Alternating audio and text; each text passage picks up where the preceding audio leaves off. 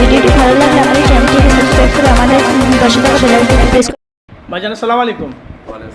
আপনারা জানেন যে আমাদের মুখ্যমন্ত্রী মমতা বন্দ্যোপাধ্যায়, যিনি বাংলার মুখ্যমন্ত্রী, দিদি কোনো সভাতে বলছে কোরআন হাদিস বাইবেল সমস্ত জিনিস যা আছে সব ধ্বংস হয়ে যাবে, মুছে যাবে, আমার উন্নয়ন আর আমার নাম চিরস্থায়ী হয়ে যাবে। সেই বিষয়ে কিছু বলবেন?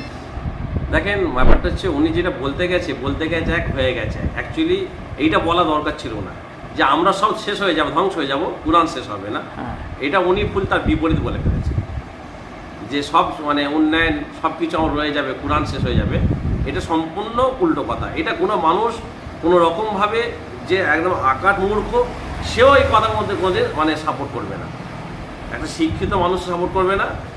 আমি আপনাদের এই চ্যানেলের মাধ্যমে ওনার কাছে আমি বার্তাটা পৌঁছাতে চাই।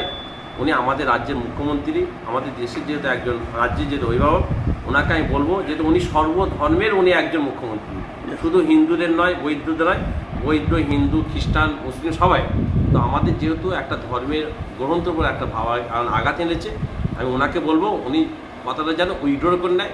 আর উনি যদি কথাটা উইথড্র করে নেয়, ওনার শান, ওনার ইজ্জত কমবে না, আরও বাড়বে।